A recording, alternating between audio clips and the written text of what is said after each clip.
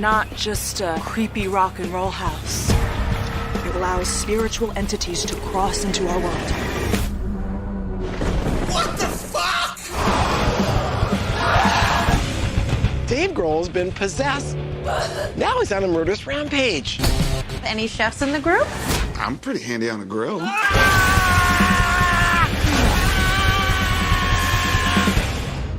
So fucking juicy. Is the album almost done? It's killer.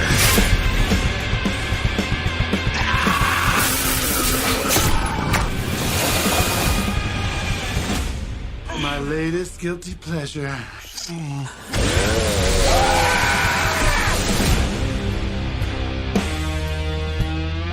You're welcome, music.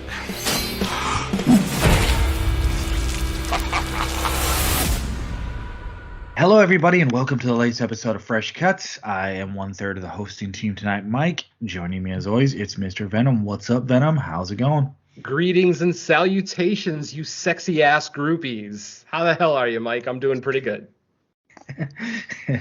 Doing well. It's just, I don't even know what else to say other than doing well. It feels like freaking almost summer here.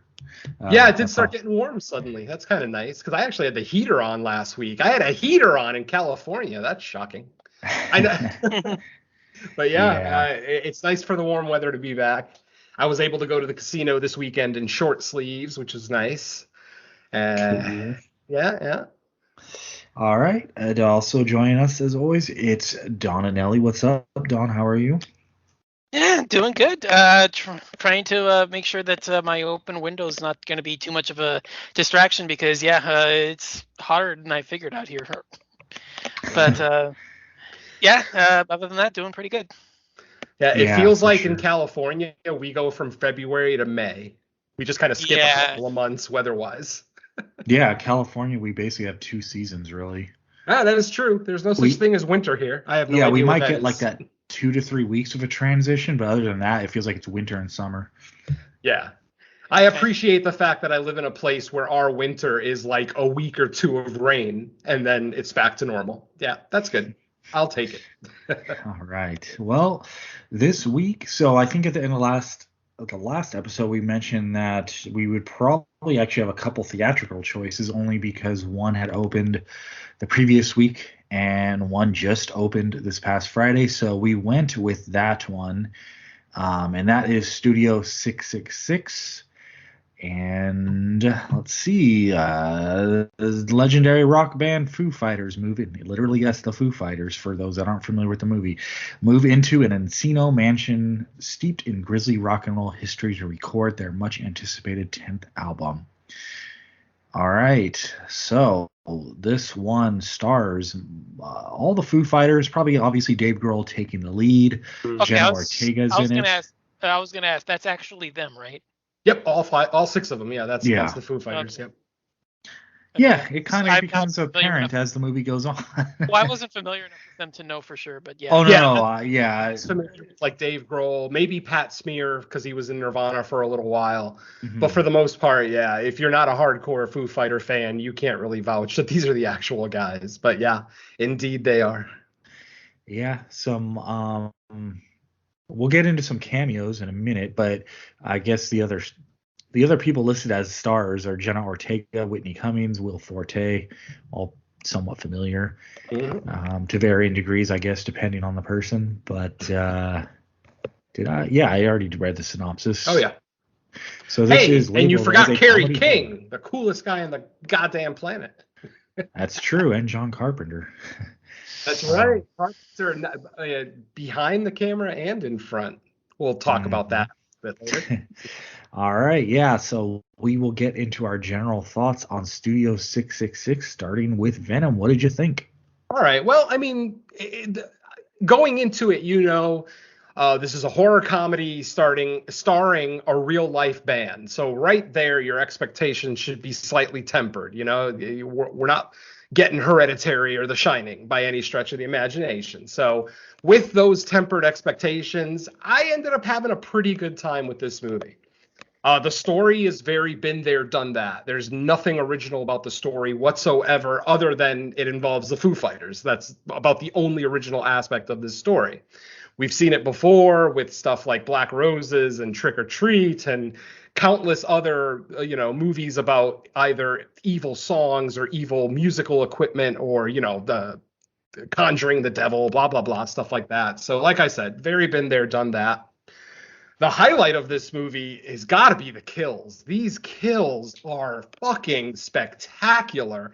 They are incredibly over the top and incredibly tongue in cheek. So it's not the kind of gore that you're going to be like wincing and turning away from the camera. No, it's just that over the top, silly, like Psycho Goreman type, just silly exploding body parts here and there and people getting cut in half while having sex. And, so it's all a good time. Like at no point was I necessarily scared or tense or anything like that. I mean, like I said, it's a horror comedy. I might go so far as to say comedy horror, even though, yes, there is a lot of horror in it and a lot of gore. It's still solidly a comedy starring the Foo Fighters, and I think this movie is going to play best to Foo Fighter fans. The acting is pretty much what you expect. I mean, these are real life musicians. Yes, Dave Grohl has been in some, TV and movie content before this, but, never as a star. And then the rest of the band acts about as well as you would expect a musician to act. I mean, they're playing themselves. So ultimately, as long as they're not ultra stiff in front of the camera, it should be acceptable. So I didn't have any major problems with the performances of the band, because like I said, they're musicians and I didn't expect them to be decent actors. And if they turn out to at least be able to play themselves successfully, I'll call it a success. And I think they pulled that off.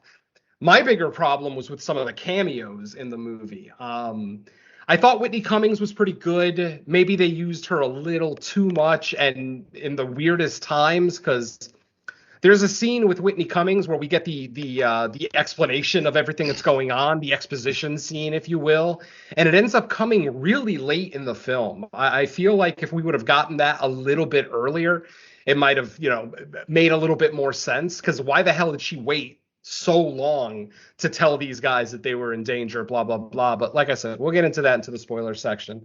My biggest issue as far as cameos go is Jeff Garlin.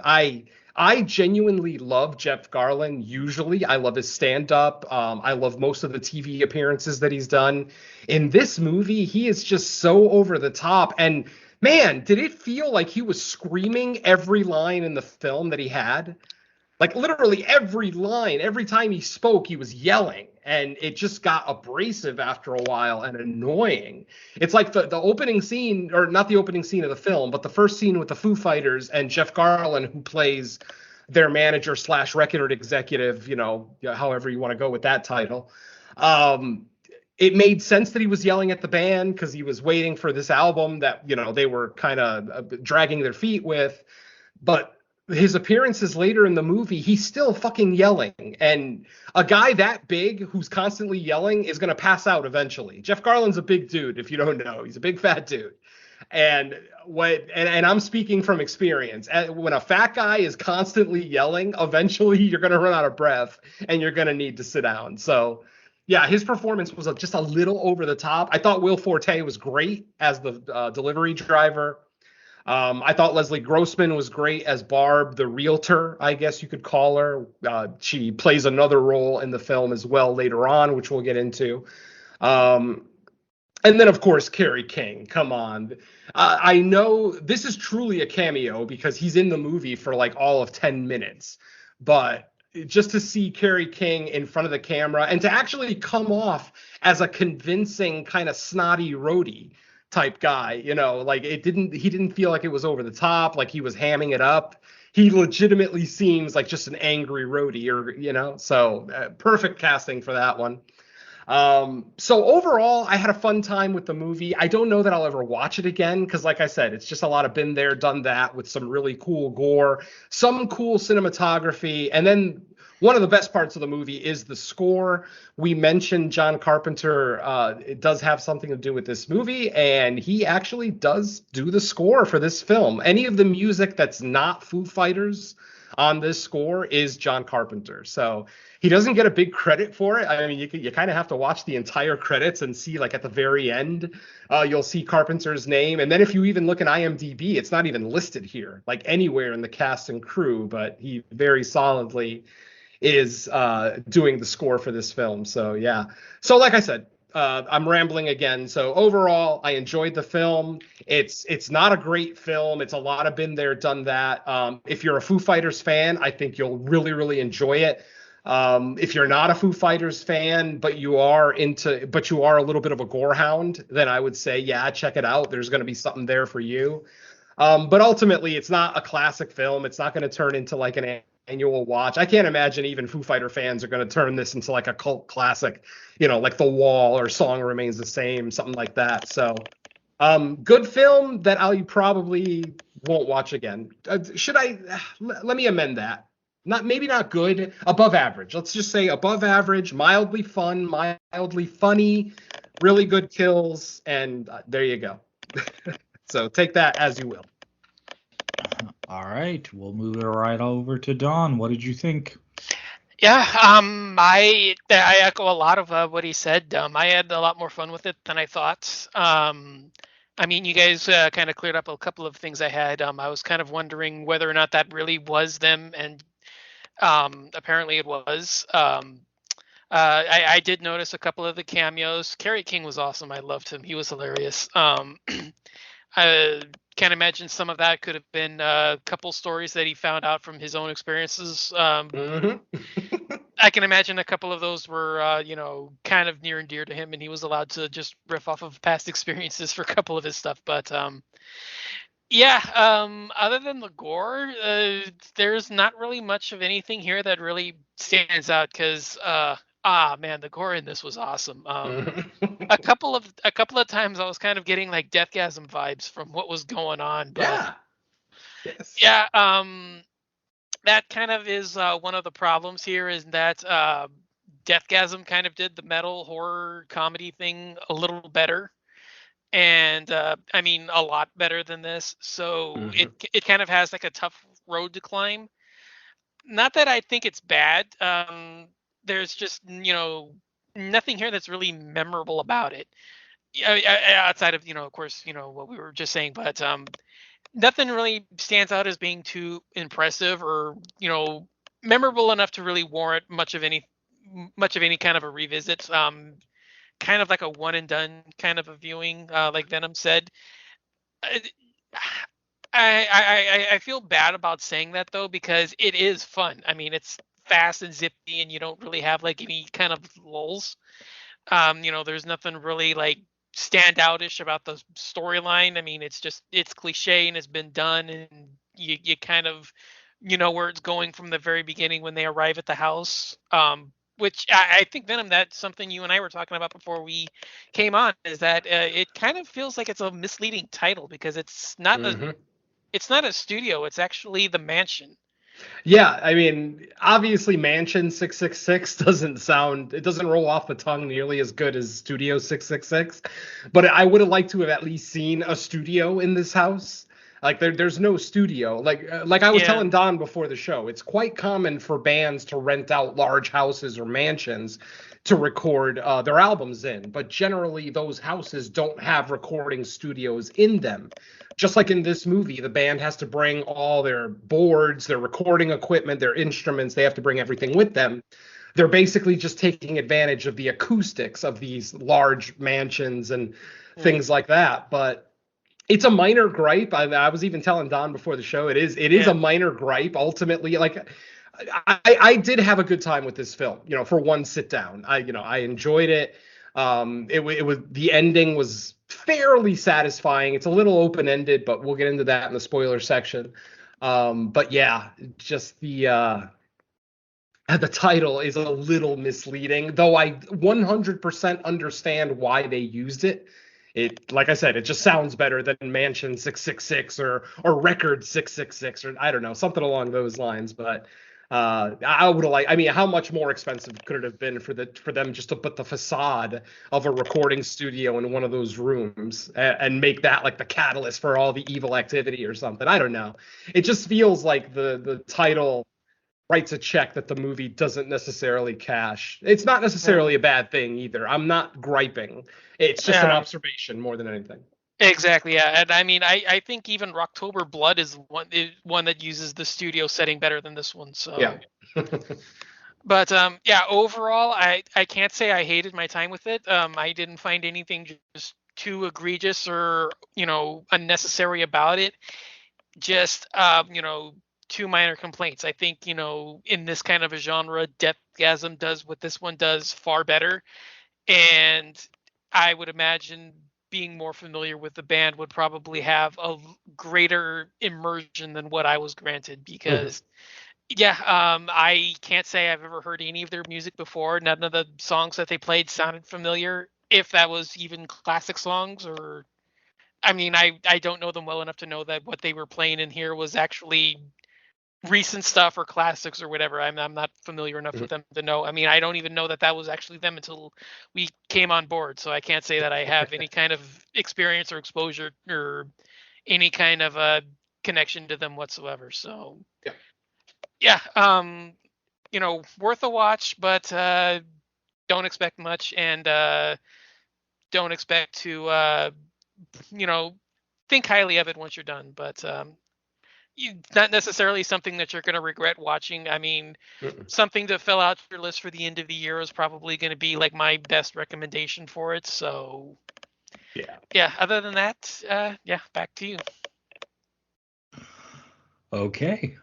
So for me, I would say, this is pretty much the movie I expected going in after having seen the trailer. I think, a month or so ago, in front of something I saw at the theater. I can't even remember, but I would say to its credit, they at least came up with a story that kind of benefits like a real life band of non-actors, because I'm assuming they probably drew off real life experience being, 20 years into their career, probably struggling in the studio to come up with something creative or new is a real thing that happens with bands. So, any scene where they were like trying to collaborate and make songs, to me, that's when like the band or trying to act came off the best. Other scenes, obviously, it becomes apparent like they're not trained actors. It doesn't hinder the movie too much. It just, I think, in certain scenes, like more dialogue heavy stuff, it becomes a little more apparent. I would say for the most part, I had fun with this one. I think my two biggest issues, other than like, kind of like the acting in some scenes, is I think the second act meanders a little. It's a little long. The movie clocks in at about an hour and 46, and I think if they could have come up with a way to make it like a clean 90, it would have helped move things along. I think the strength of this movie is like the setup and the third act, but once we hit the second act, there's just a lot going on that we don't need necessarily to get to the third act, and that's where the movie's a little too fat for my liking. Just if it was me, I would have taken a little bit of a scalpel to a lot of the stuff in the second act. Especially I actually thought that exact same thing, Mike. Like in the second act, we have to watch no less than 3 times David Grohl and the band start playing a song, and then Dave gets writer's block, and then he gets frustrated, and then he runs out of the room. We had to see that 3 fucking times in this movie. I think once would have gotten the point across, and then we maybe would have gotten a little bit closer to a 90-minute runtime. But yeah, making us watch it 3 times, and then a montage of him songwriting and getting frustrated. It's like that definitely brought the movie down. Like it brought the movie to an absolute halt. For the most part, I don't have a big issue with the pacing, but yeah, that second act could have been trimmed almost in half. Yeah, especially because they start mixing in some kills in the second act, but because the second act is so long, you feel like at that point, that's when the pace should have ramped up and gone. Like that's where we just hit the green light to go. But it's like you get a kill, and then we have to slow it back down to do more second act stuff. And if they just would have, once they started with people being killed and just kind of, okay, here's our third act and we're going, I think that would have helped. I think that would have given it more rewatch value if they could make it a little bit of a shorter running time. Yep. And then I think we've already talked about the kills. I think the kills themselves were very creative, very fun. Mm-hmm. A couple of them I think were a little more CGI heavy than I would have liked. Although most, to the credit, it did seem like some type of mixture of practical with maybe CGI gloss over it. Yeah, that was the feeling I got was on set effects with just CGI enhancements. Yeah, maybe to give like additional blood splatter and just volume and stuff like that. And I think that's where they did it right. Where there was a couple kills where it seemed like, if not entirely CGI, it leaned much more heavily on CGI. But otherwise, yeah, it was a fun movie. When I saw the trailer for this, I was like, there's a good chance this goes one of two ways. Either it's going to be really fun, or I'm just going to be sitting there going, what the hell is this? And luckily, to their credit, it was the former. I had fun with it. You guys have brought up Deathgasm. I would agree. Deathgasm did this type of thing about as good as you can do. So compared to that, I would say, yeah, it doesn't touch the level of Deathgasm at all. But I can also see like maybe a double feature, but make sure to watch this one first. Just if you're going for like your more modern hard rock metal horror type things, I think this would make a good double feature. But this has to be the starting one. Oh yeah. The one nice thing about this movie too is that they do reference a lot of, maybe not reference directly, but there are homages to multiple movies in this. I mean, The Exorcist, The Shining, The Evil Dead with the book. I mean, there are so many. You can tell that this director or writer was inspired by a lot of different horror because he used a lot of different elements of those classic horrors in here without necessarily ripping them off. The only one that maybe came close to a ripoff was the Exorcist shot when the delivery guy walks up to the house and you get the shot, the silhouette shot. Literally, it's the cover of The Exorcist, but instead of the priest, it's a delivery guy holding bags of food. So it's like you can see the obvious homage, but it's still really funny, so it works. So I'll accept it. Wasn't there? I don't want to detail it too much, so I won't say exactly what happened, but wasn't there a shot with a pair of like hedge clippers that it had to have been a homage to The Burning? Like it was absolutely. I was like, that's too much of a coincidence. I mean, because it's true, because that's not the most effective way to use those hedge clippers if you're going to kill people. To actually raise it above your head and bring it down, very much like Cropsey in The Burning. So yeah. That's what I was talking about, is that there's just so many homages in here. You can tell that the people who made this movie do genuinely watch horror, and I appreciate that. The movie may not be an absolute triumph, but I still appreciate the pedigree that these guys are coming from. I already know Dave Grohl is a horror fan, has been for years, so that made total sense. So yeah, at the very least, I appreciate what they tried. I said the same thing last week with Texas Chainsaw. I appreciated that they tried to make the movie look like a spiritual sequel to 74 with the lighting and the use of light and shadows and color and things like that. I mean, this movie is much more successful at what it was trying to do than Texas Chainsaw Massacre by a mile. But I still do appreciate those little touches. Yeah, this would almost, this definitely feels like a rock band movie. Like they got together, almost like a Beatles Yellow Submarine or the one that Kiss did. Now, obviously, this is more, on the Kiss horror Me side the of Phantom of things. the Park. You did not just compare that movie to this, Mike. Well, You did not just compare this movie to Kiss Me. It's a rock and roll movie. I mean, it's in the same stadium. And then to answer, I think it was Dawn that had the question about the music. So it's obviously a mixture of like the score and then the Foo Fighters music in this. They actually made a thrash metal album for this movie because their normal music is more like hard rock. Yeah, it's not so much metal, but they specifically made like you could look it up like on Spotify or YouTube. They made a thrash metal. They did an entire album just to release with this movie, and that's what the music like they're attempting to make for their album in this is some of the music off of that. So Yeah. because anyone that I'm whatever on Foo Fighters, like I think they're fine for being that genre.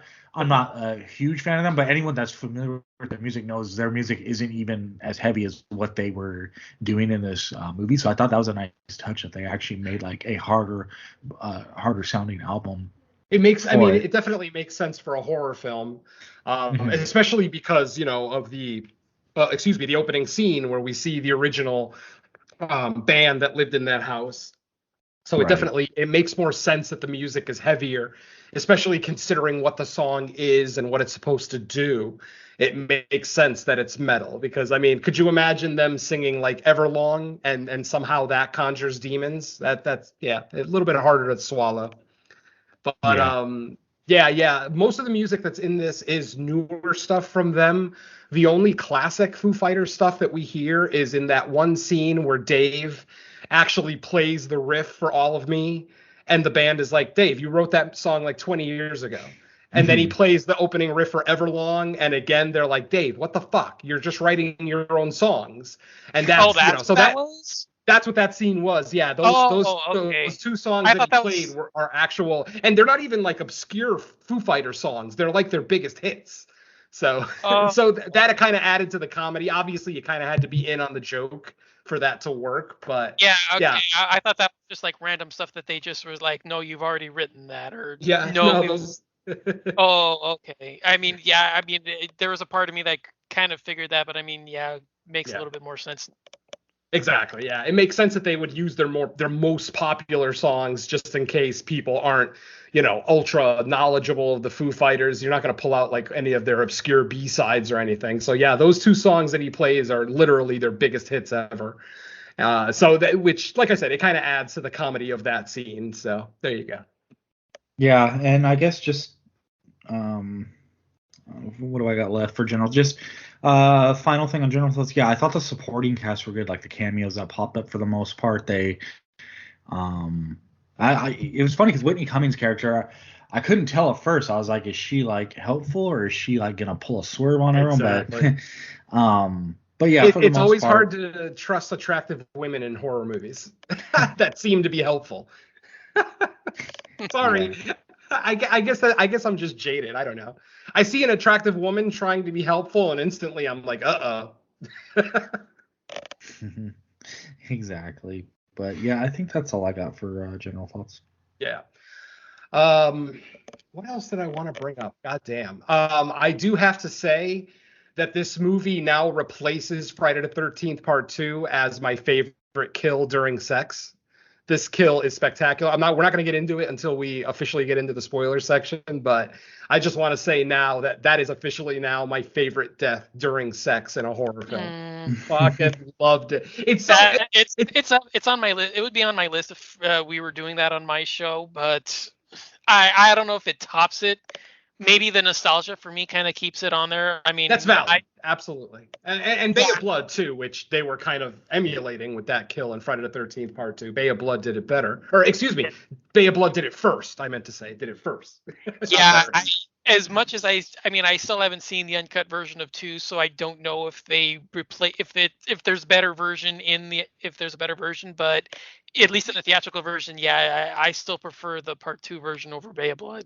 Obviously, because it's a more serious death, it's not meant to be taken tongue in cheek. Whereas this one, I mean, you see the killer under the bed smile into the camera before they do what they're gonna do. So obviously, that's what I mean about the kills in this movie are very tongue in cheek. They're not like painful to watch. I mean, the gore is over the top and ridiculous, but it's a fun kind of over the top. It's not Human Centipede Part 2 by any stretch.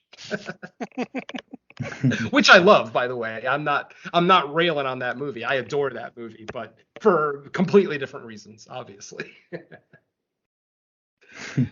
Man, what else? See, that's the problem with theatrical releases is I don't really get to take notes because I don't want to bother people in the theater with my phone or whatever. But man, some of these kills just so spectacular, and there's a couple at the end that you just don't see coming that just are completely jaw-dropping. Again, we'll wait for the spoiler section to kind of talk in detail about those, but yeah, overall, I had a fun time with the movie. I can recommend it. Like I said, as I've said, I am a Foo Fighters fan, and I am a Dave Grohl fan specifically. I recently watched his episode of Hot Ones, that show where the celebrities eat spicy wings. And I had an absolute blast with it. It's literally one of my favorite episodes now. So yeah. Oh yeah, I saw a preview of that. I yeah, need it just to came watch out that like one. 3 days ago. I watched it like 2 nights ago, and it's damn entertaining. Dave Grohl's even more of a badass to me now after watching this. You'll know what I mean after you watch it. But yeah, so I am a fan, ultimately. And the movie, like I said, even though I am a fan coming into this of the band, I'm still gonna give a little bit of a lukewarm, overall review of the movie because, like I said, it's a lot of been there, done that. Mike is right with that second act dragging out a little bit, making us watch Dave Grohl get mad at his band over and over again. Some of the other stuff that Mike was talking about, I also agree with. That Yeah, it's just a second act. It's not. I wouldn't say it's like boring or anything. It just kind of grinds I the was movie to a bored. halt. I was bored. Like, doesn't Oh quite yeah, no, resonate then. I was like Mike. I never even realized it was actually that long. I mean, you guys said it was an hour 45. I never felt it. I thought it was more just like barely an hour 40. Yeah, it's one. I- It actually said 150 as I was going into the theater, an hour 50, which is what I was expecting. But I guess AMC just kind of rounds up their times, their Could be, durations. yeah.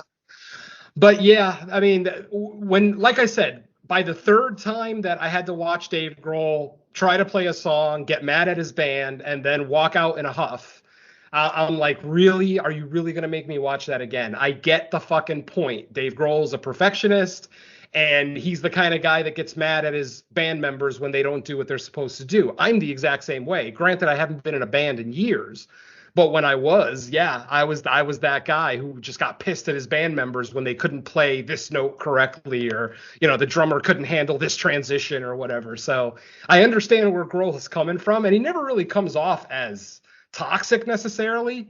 Some people might look at it that way. People who aren't musicians, who've never been a musician and have no experience whatsoever, they might look at Dave Grohl in this movie and think, oh, what an asshole. But in all honesty, he was one of the more reserved, angry musicians I've ever seen. So, I want to give him props for that. But yeah, I mean, fun movie. I can't really, not really a whole lot left non-spoiler that I have to talk about. What about you guys? I'm almost spent on notes myself.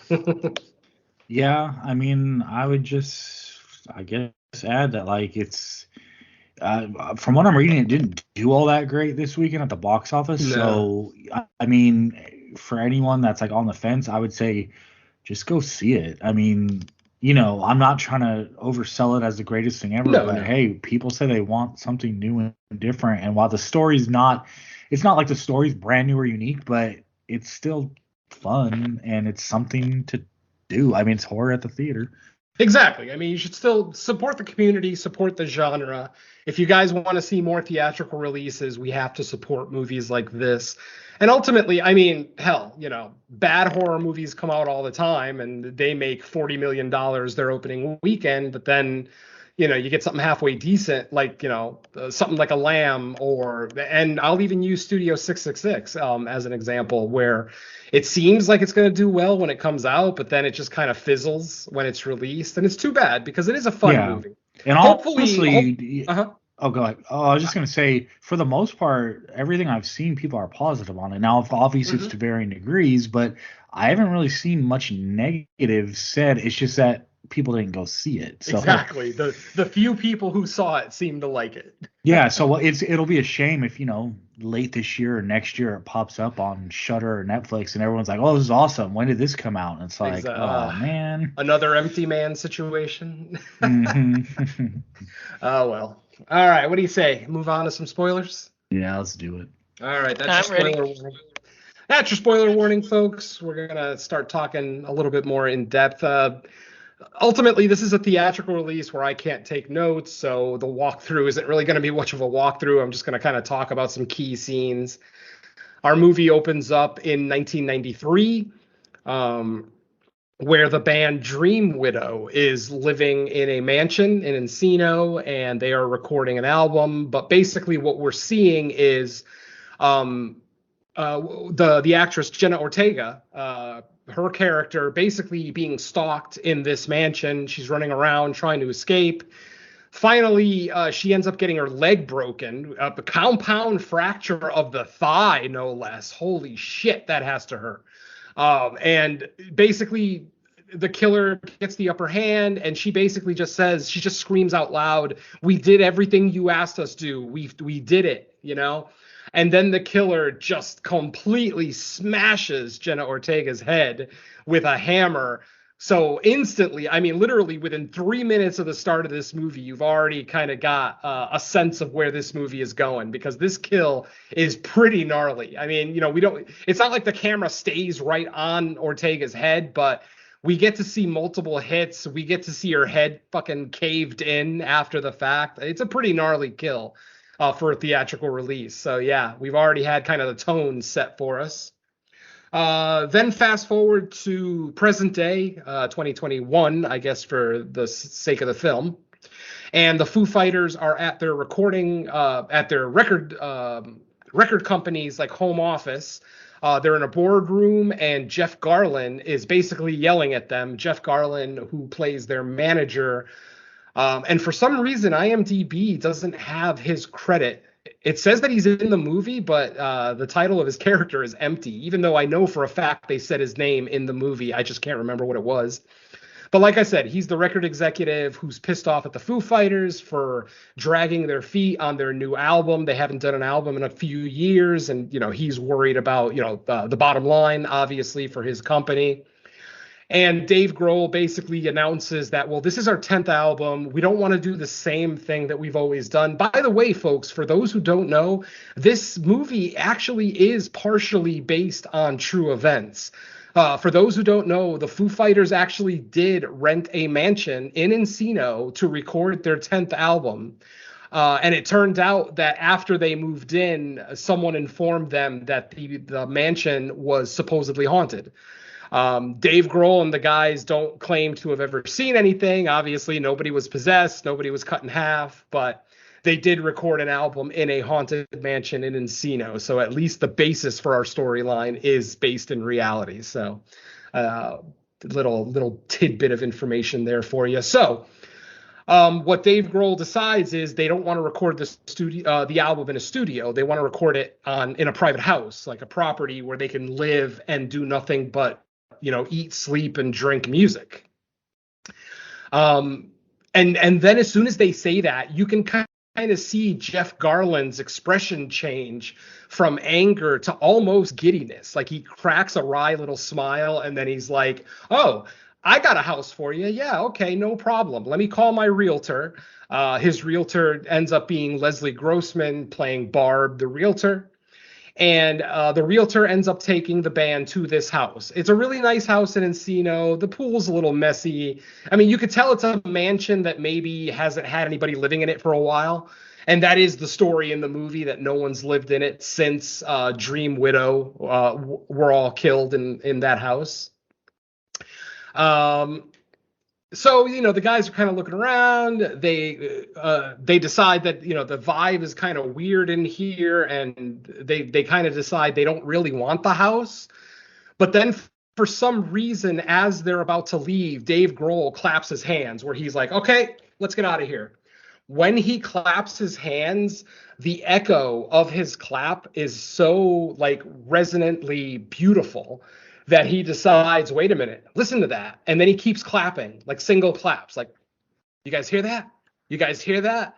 And every time, like, the reverberation of the clap just goes throughout the entire house, and it sounds almost fake. It sounds almost processed. And then with that, they decide that they're going to go ahead and record in this house because the acoustics are just too good to pass up. So it's now our first night in the house with the band. Basically, the only real major thing that happens here is Dave does order some food, which ends up being delivered by Will Forte. Will Forte ends up, his character, the delivery driver, is a big fan of the Foo Fighters. Turns out he's a big fan of the Foo Fighters, and he starts talking to Dave, and he wants to drop off a demo later, but obviously, for anybody who's ever been a musician worth a shit, having other people say, "Hey, listen to my demo," is about the same thing as being stabbed in the eye with a fork. In fact, I'd rather be stabbed in the eye with the fork than have an indie musician tell me to listen to their demo. So, and I'm a nobody, for fuck's sake. So yeah, it's just one of those infuriating things that popular musicians have to live with.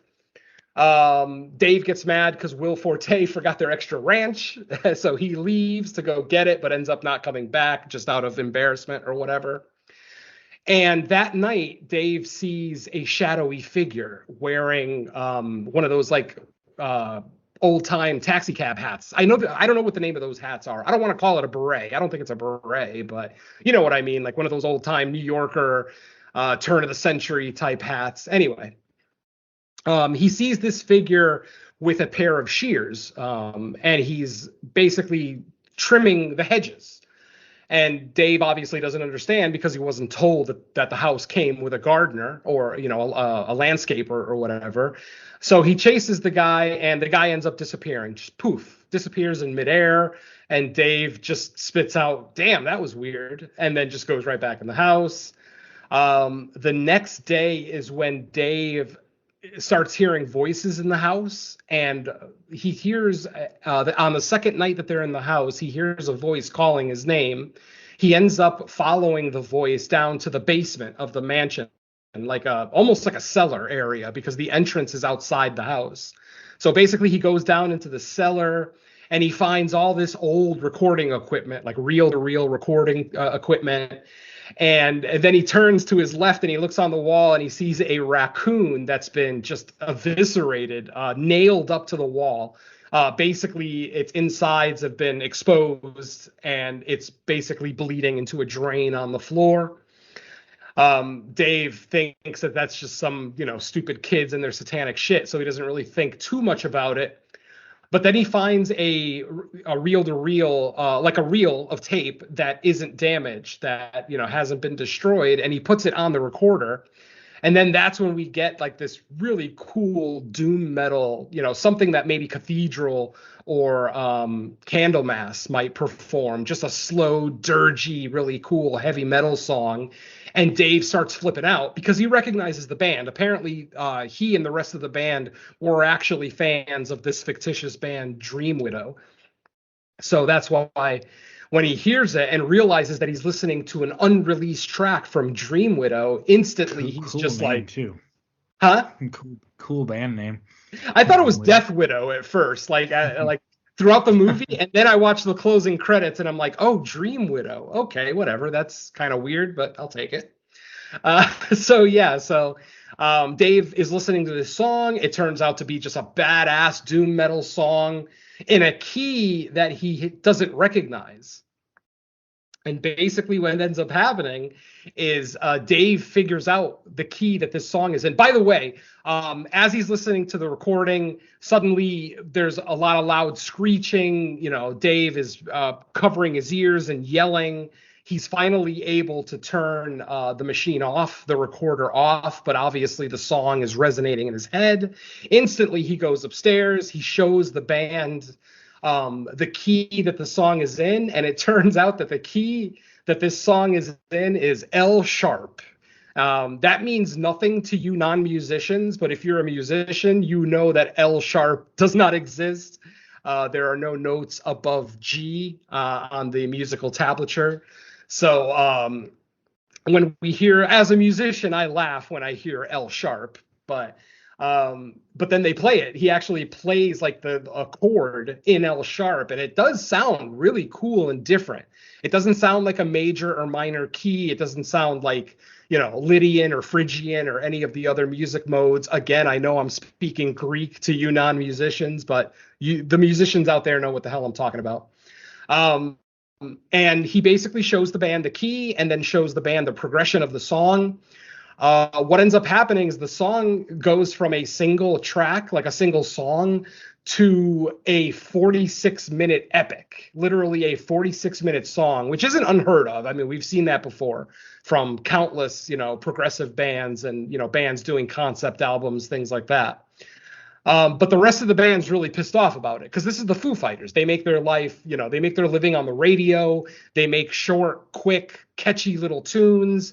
And now here they are suddenly recording a 46-minute epic, which much to the chagrin of everyone, except Dave Grohl, who at this point, it is very obvious that at this point he is possessed. Basically after the episode with the recorder in the cellar, we see Dave get up and kind of carrying himself differently. We also sometimes will see shots, which I know you saw in the trailer, where his eyes are either black or his teeth are sharp and pointy, things like that. We'll get like an occasional glimpse of that. So it's very obvious that Dave Grohl is possessed by something at this point. And then we just kind of systematically go through the band. Dave basically, the first person that Dave actually kills is the delivery guy, Will Forte.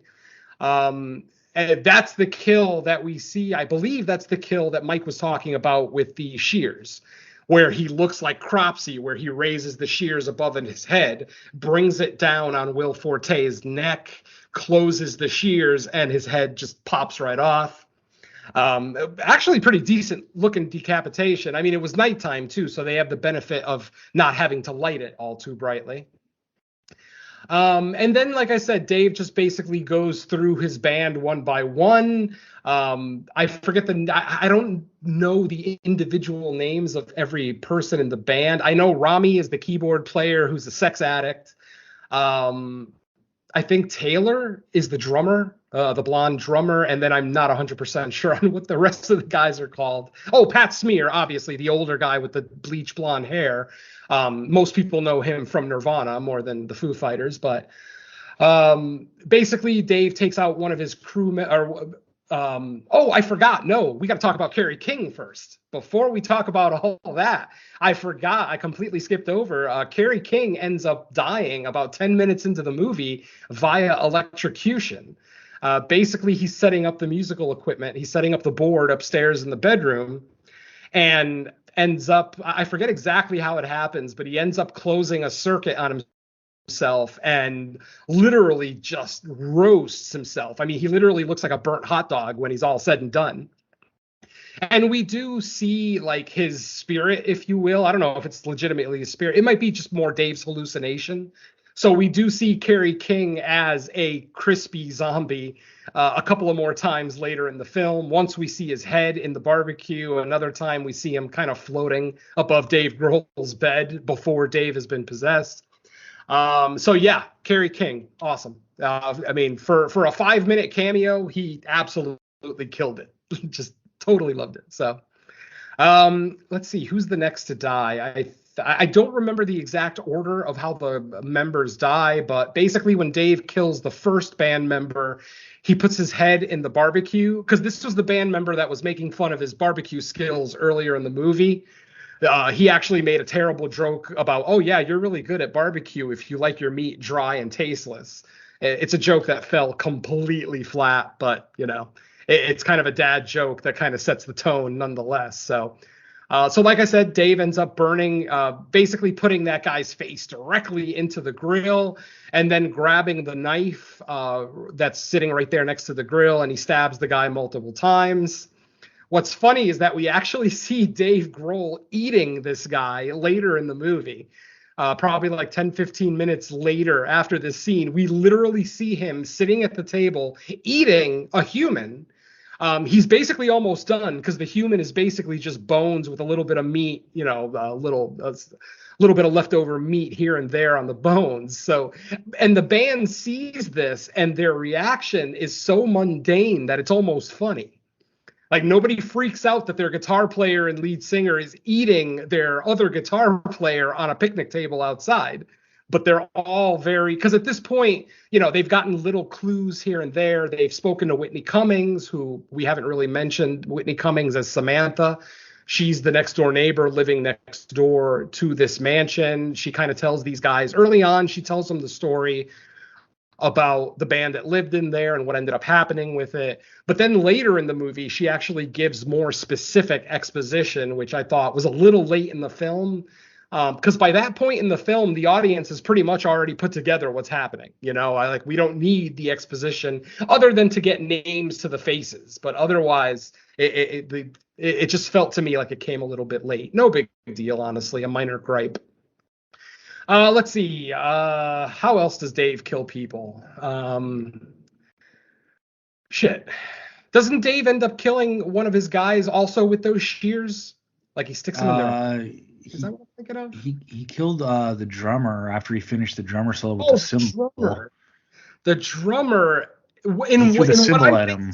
Yeah, it was a cymbal. Basically, Dave Grohl throws the cymbal, and I think we've seen it in the trailer where he throws a cymbal at Taylor. Mm-hmm. And he basically does that half decap thing where instead of completely decapitating him, he basically cuts his head in half. It's like lower jaw down. Exactly. It's very Wrong Turn. Anybody who saw the original Wrong Turn, that exact kill is in that movie. Admittedly, they did it a little bit better in Wrong Turn because that kill was up in a tree. It was like at a high elevation. And then the body just kind of falls down the tree, missing half its head. In this movie, they do it where the drummer's just kind of standing against the wall. Dave throws the cymbal, cuts his head in half, and then his body just kind of slowly falls as the arterial spray is just spraying blood all over the room. Very over the top, very anime-like. So I appreciate that. Then finally, like I said, Whitney Cummings ends up giving the actual backstory. What ends up happening is that band, Dream Widow, that lived in the house, their lead singer was a Satanist and an occultist who was basically trying to purposely conjure demons or the devil himself during the recording of their album back in 1993. This is when we first see the book. I forget what the name of the book is. They did name it. It's not the Necronomicon, though it is a book bound in human flesh. And they actually have to feed the book. Basically, every time someone gets killed, the killer may take some of the blood and actually feed it into the little mouth on the front of the book. I just sat here and said it's not like the Necronomicon, but there is a mouth and a face on the cover of it. So it is very similar, admittedly. What else? At one point, Dave chops up his drummer's body in a wood chipper in what's kind of a funny scene because he's just being, he's obviously possessed by a demon and he's just being kind of nonchalant, almost giddy about it, like throwing his drummer's body parts into the wood chipper. He then notices that Pat and Chris are hiding behind a pile of wood and then starts that chase where he's chasing them down.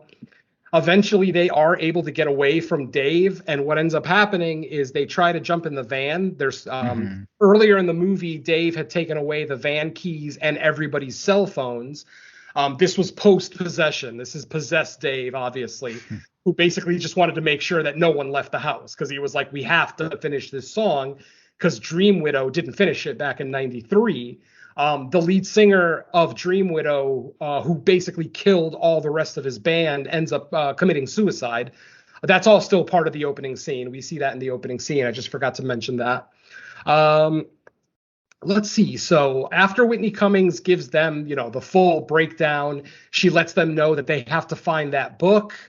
And she mentions that the ritual almost always starts with raccoon blood.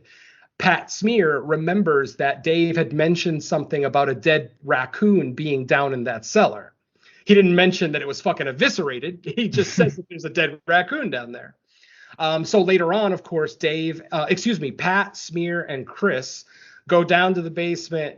They see the raccoon up on the wall. It's still dripping blood. I don't know how.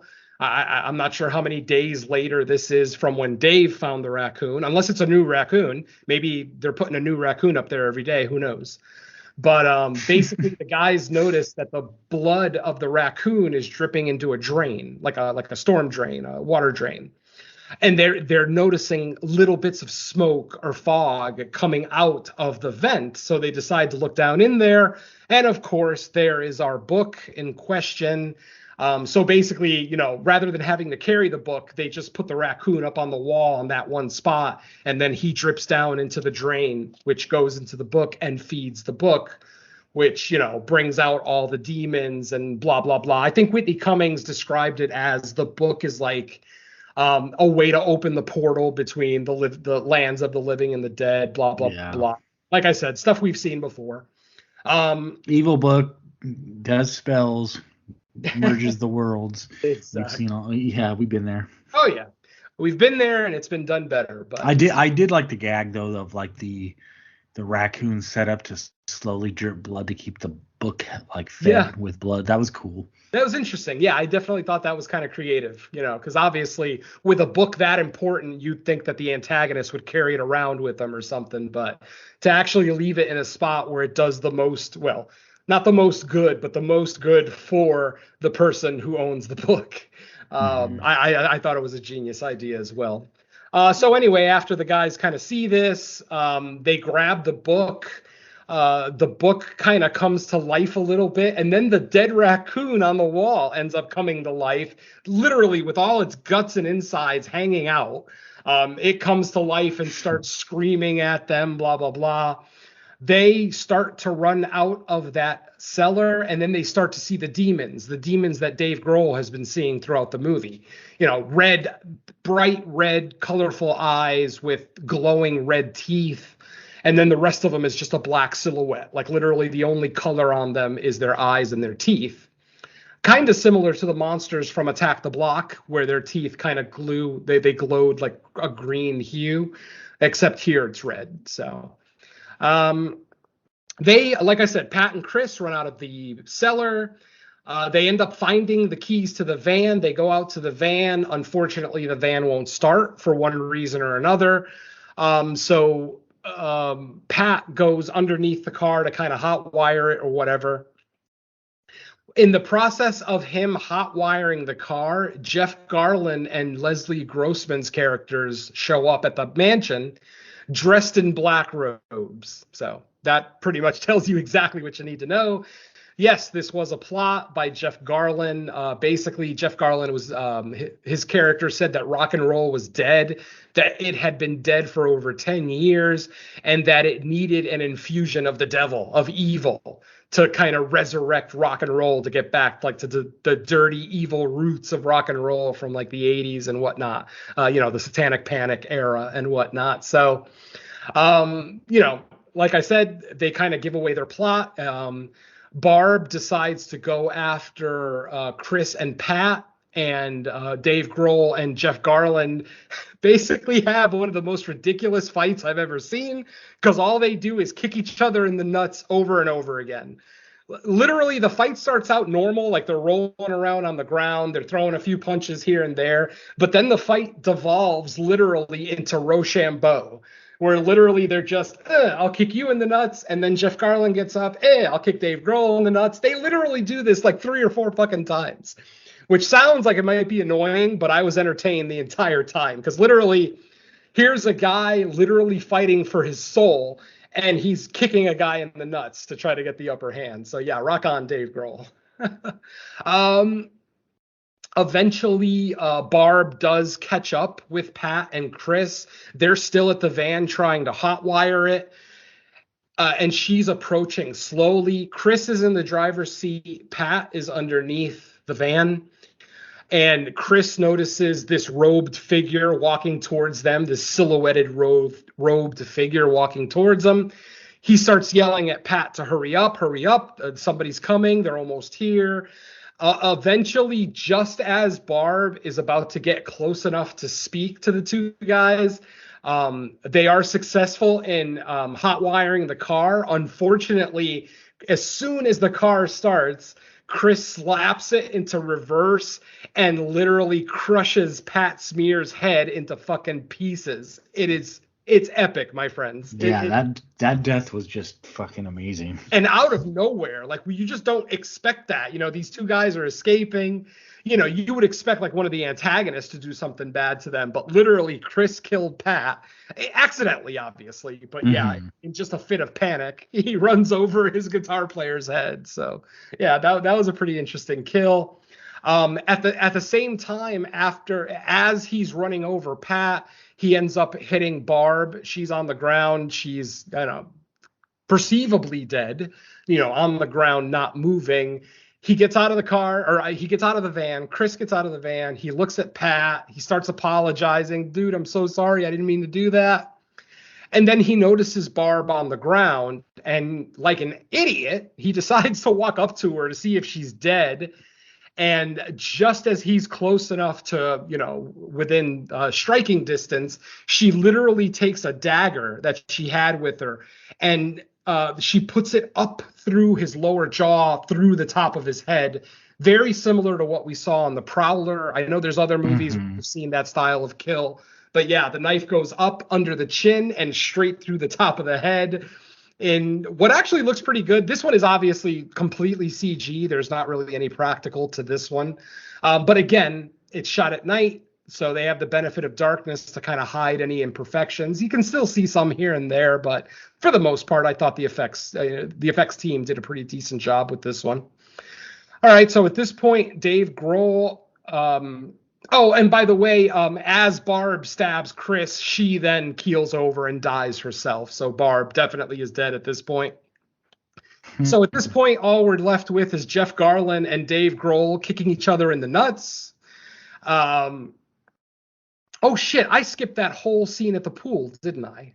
Son of a bitch. Okay, let's rewind a little bit. No, when they confront the other band. Well, when they first save Dave.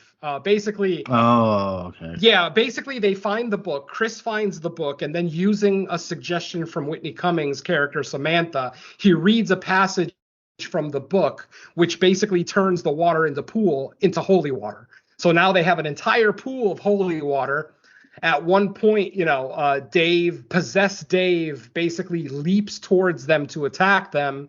He jumps short. His jump is shorter than he planned, and he actually falls into the pool.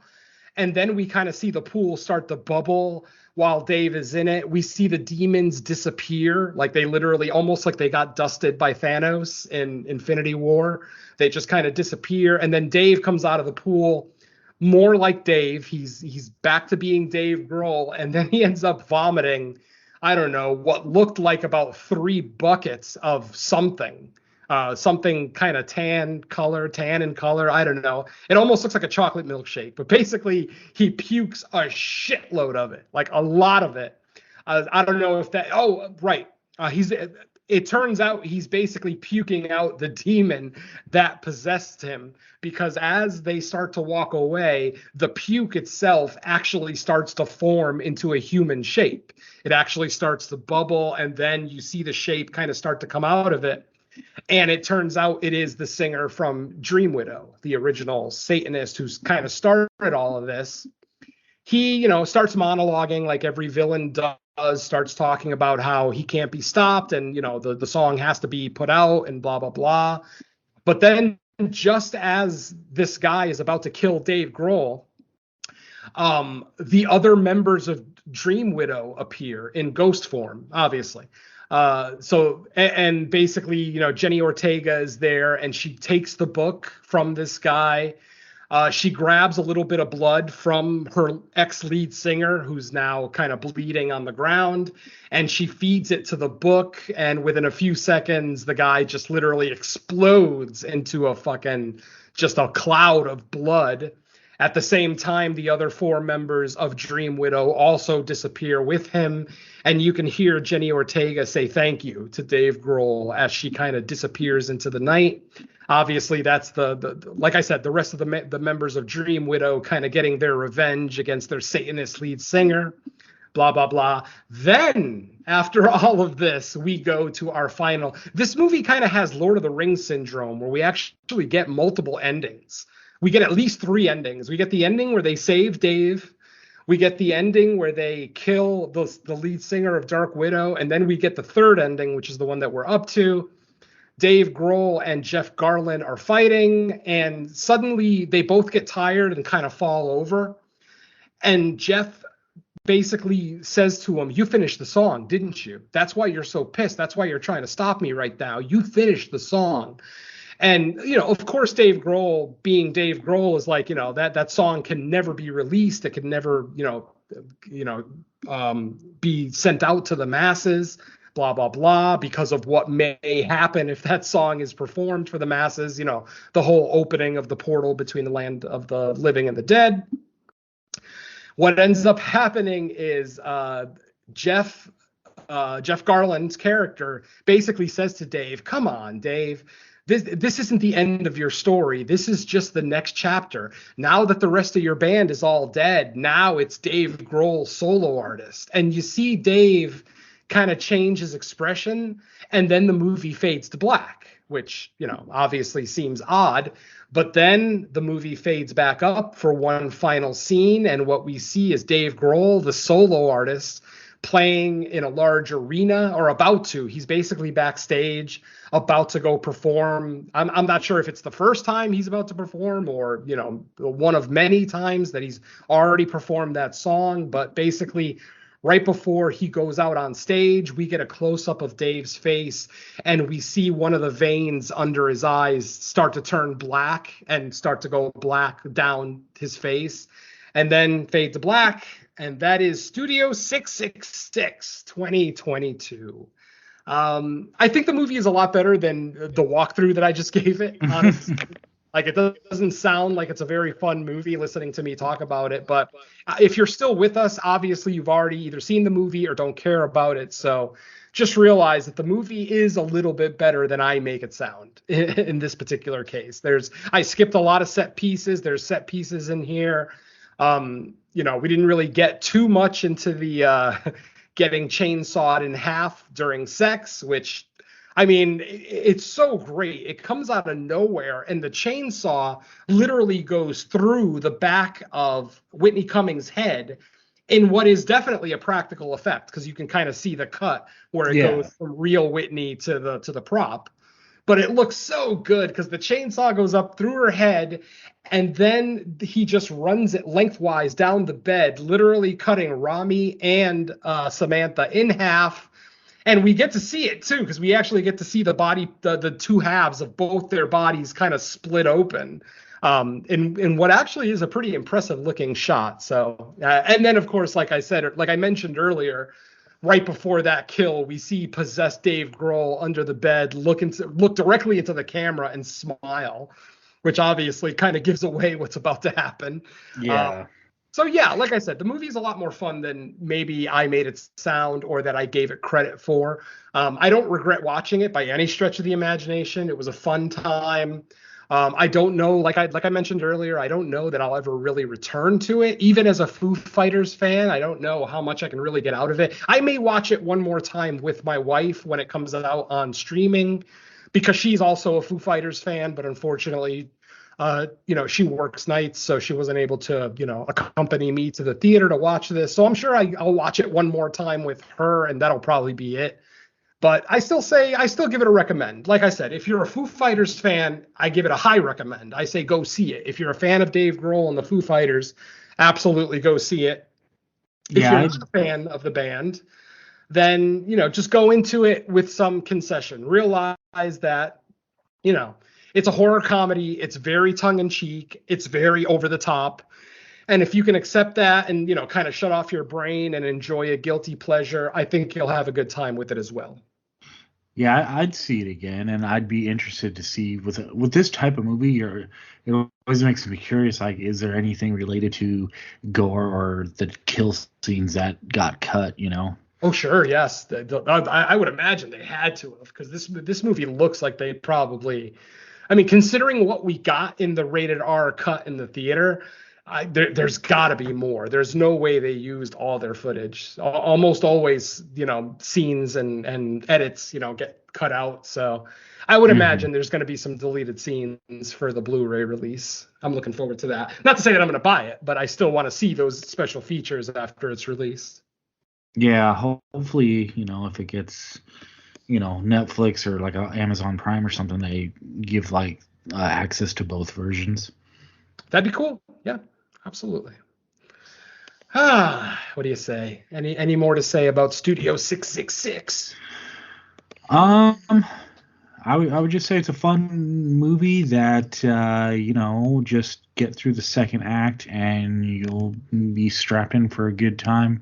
once those deaths start. And yeah, I find these types of movies always to be fun.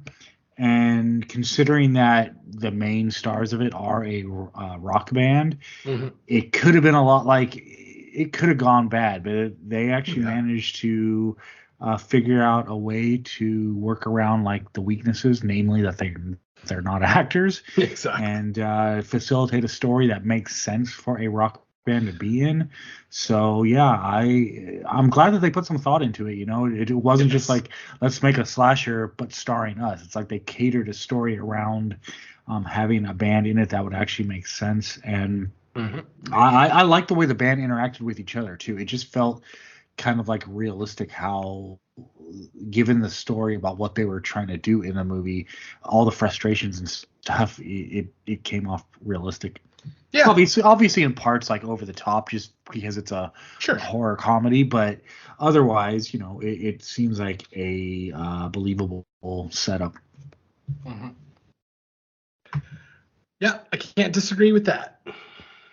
So, folks, go out and see it. I saw a matinee of it, so I only had to pay like $6. Unfortunately, I couldn't go to my normal theater to see it because of convenient show times, but I don't mind paying for this one. I walked away not regretting my afternoon, so yeah.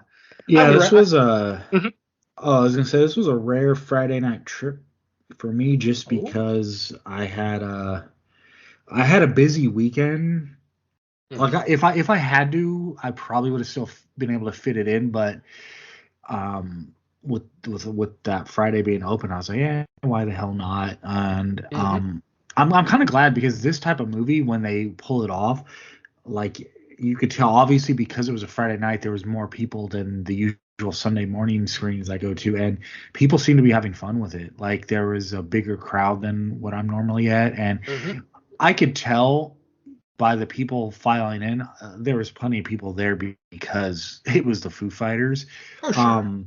But, you know, I heard like, you know, audible reactions from people during the kill scenes and some of like the comedic dialogue and during cameos and stuff like that. So in that case, I would say, you know, there's definitely a targeted audience for it, other than just horror fans in general. And for those people, I would say, yeah, check this one out and go to see it in the theater. Yeah. You know? Support the genre, definitely. I mean, we don't get movies like this often. It's funny that Mike mentions Kiss and the Phantom of the Park, or Kiss meets the Phantom of the Park, because I mean, I wasn't really thinking about that as I was watching the movie. But as I was driving home, I remember thinking to myself, well, at least it was better than Kiss meets the Phantom of the Park, because that to me is kind of the litmus test of a bad rock and roll band movie. Like, obviously, if you're a Kiss fan, you probably love that movie, and that's fine. But objectively, that movie is not very good. I still enjoy it. Don't get me wrong. I'll still watch it periodically, but definitely more in like a tongue-in-cheek, you know, kind of ironic fashion, rather than because I'm a fan of the film. I'm not even that big a Kiss fan. I find it hysterical that these four New Yorkers dressed as, you know, whatever, demons and Star Childs and whatever else are in an amusement park, you know, being replaced by robots. I mean, goddamn, if you haven't seen that movie, it's so bad you have to check it out. If you're a Kiss fan, you've probably already seen it. But if you're not, I would say if you have an hour and a half and you want to watch something that's objectively not great but might still turn into a good time, you could do worse than Kiss meets the Phantom of the Park. For sure. I guess before we wrap, Don, you got any final things to say? I don't want to cut you off from anything. No, I mean, you guys kind of covered a lot of that stuff, but I mean, yeah, I'd probably revisit it just because now that I know a little bit more about the history of the band and some of the little in jokes that I kind of missed, maybe that'll probably bump me up a little bit more. But I mean, overall, I mean, in terms of the film, I don't think there's much else left for me to divulge. I mean, I know I never really said much because I didn't really know much about the film going in, but yeah, I'm pretty good where I stand, at least.